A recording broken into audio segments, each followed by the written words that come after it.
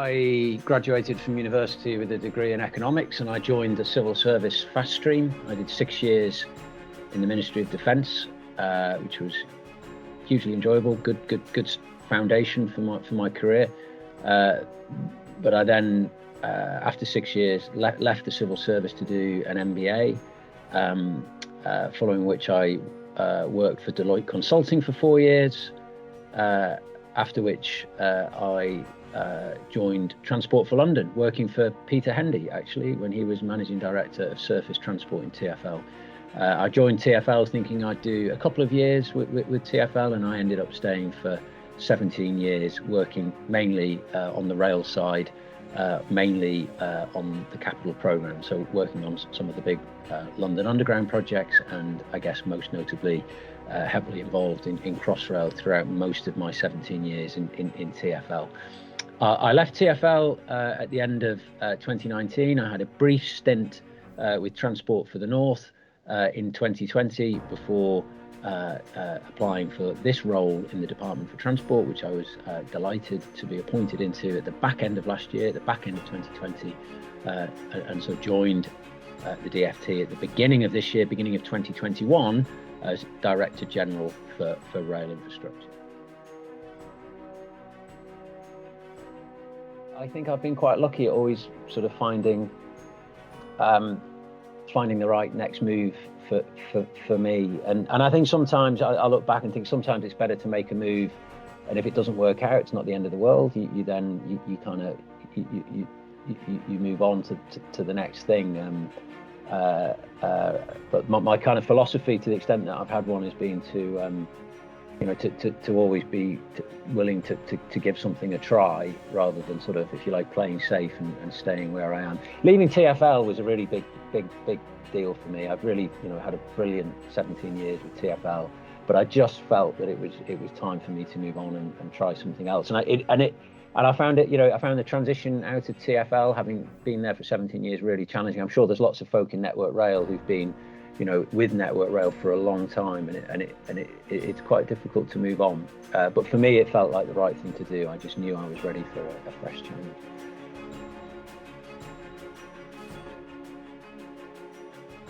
Well, I think the strength is, in my sort of experience, and the more I've managed teams, the more I've come to appreciate that, diverse teams are more effective teams. So I'm not sure that it's, necessarily that women bring particular strengths. I'm sure they do into science and engineering, but it's about having that in any leadership team. If you have, be it a leadership team that's working, in the science space or wherever it is, I think that I think all the evidence now is pretty compelling that diverse teams are more effective teams. And certainly now, through my career, I think I've seen both sides of that coin. I've been in teams that are diverse, and I've been in teams that are very undiverse, if that's a word.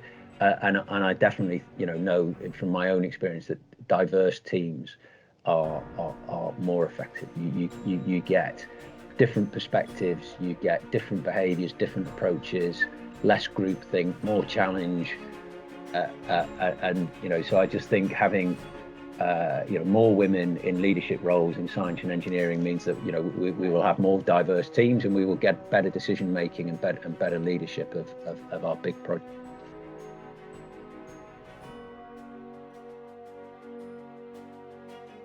DFT, has a very strong commitment to progressing the diversity and inclusion agenda.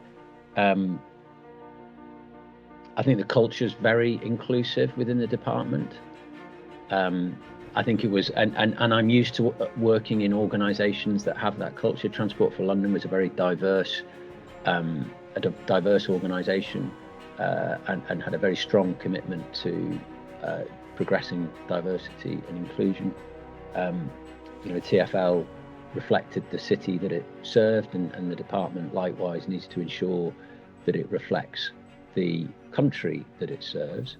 I think the big challenge for the organisation, for DFT, where I work now, and TFL, the organisation where I spent the bulk of my career, is that the more senior, the more you move up the grades to the senior management, the less diverse those organisations become, and I think that's probably the biggest single D&I challenge that the department faces. Certainly was the case in TFL as well. So I think I've been lucky. I've worked in organisations where there is, I think, genuinely a very strong commitment to D&I. I think the challenge for these organisations is actually how do you really shift the dial in the areas where we still don't have sufficient diversity. And as I say, I think in my experience, that's most tellingly it's at the senior management levels, where we're still not getting the right representation from underrepresented groups.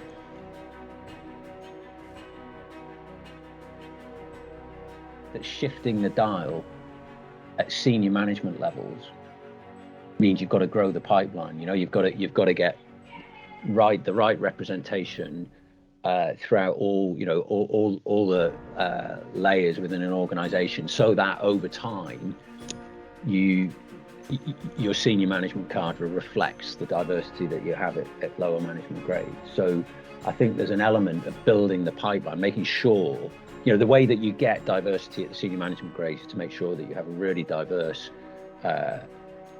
pipeline of talent coming through. I think you've got to take really proactive steps to nurture, to identify the potential high flyers from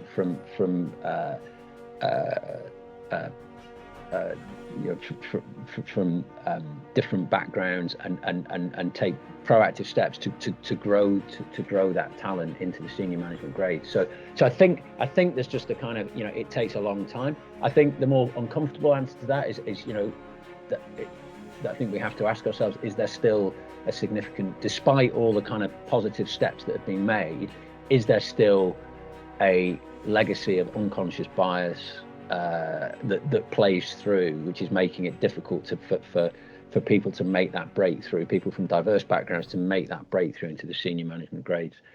I mean, I hope it's mainly about it takes time to shift the dial at that level. I think we've got to be honest and reflect on whether there's still other issues, unconscious bias that's holding people back in that space. It's actually when you go through a time of change, reorganization, restructuring, the pieces are in flux, and that's always an opportunity, I think, to try and shift the dial a little bit on some of these really important metrics. And I've no doubt that that's very much on Andrew's mind as he sort of navigates his way through to standing up GBR. I think it's very much at the heart of the William Shapps reforms that we have a high performing Great British Railways that is more responsive to customer needs, more reflective of the customer base that it serves, and all of those things point to the importance of a diverse leadership.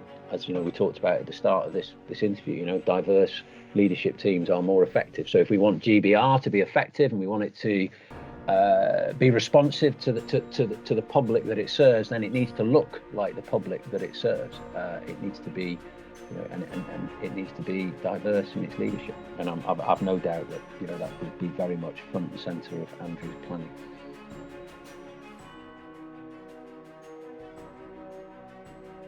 You can only think that the profile of scientists and science in the world's battle against COVID will inspire youngsters, boys and girls, into science. That just intuitively feels like it must do, surely.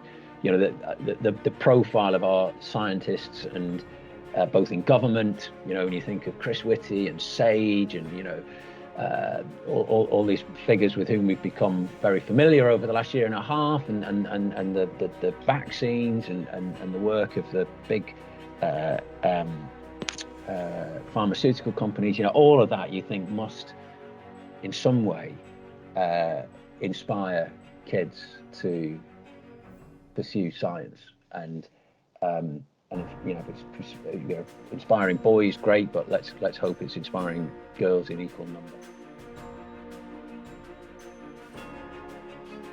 I think so. I like to think so. I mean, the chief scientific advisor in the department joined us in the summer. Sarah Sharples, woman, obviously. I was. I mean, I think there's lots of things to be encouraged by, right? I think there are now increasingly great role models in transport, in rail, and in engineering, and I think there's lots of really good initiatives like this one that are really trying to highlight those positive role models. I was lucky enough earlier this year to be on the judging panel for the Women in Rail Awards, and as was Andrew Haynes, and actually it was inspiring just to read, you know, some of the nominations for the various award categories, everything from kind of apprentice through to senior leader, and there were some really inspiring stories of what women had achieved in, you know, across our industry. And it's still a very male-dominated industry, right? Which is why I think things like this and things like the Women in Rail Awards and various other initiatives, they're so important. But there were loads of, like, really, you know, it as I say, it was inspiring actually to be on the judging panel for Women in Rail, because you really did get that opportunity to read some of these stories, and I think the more we can, you know, raise the profile of some of these successes, you know, that's all to the good actually, because it provides those positive role models, I think, for women coming into our industry and into engineering and transport more generally.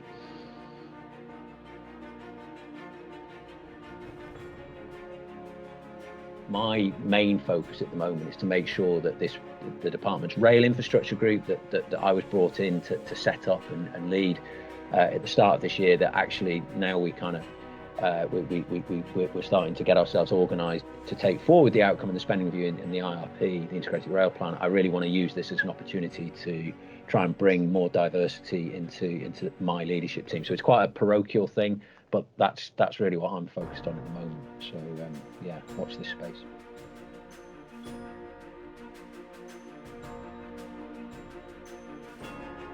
I think there's a huge amount of kind of support now in the industry to champion women in these kinds of roles, and I think just take advantage of that. You're engineers. You're not women engineers. You're engineers, and you're every bit as good as anyone else. And don't let anyone tell you otherwise. And be confident that right from the top of the industry, people are willing you to success. And just to refer back to the comment I made a little while ago about being involved in the Women in Rail Awards, look at their website, and if you want inspiration and you want to read about some real brilliant case studies and some brilliant role models, that there are plenty out there, and I'd encourage you to do that.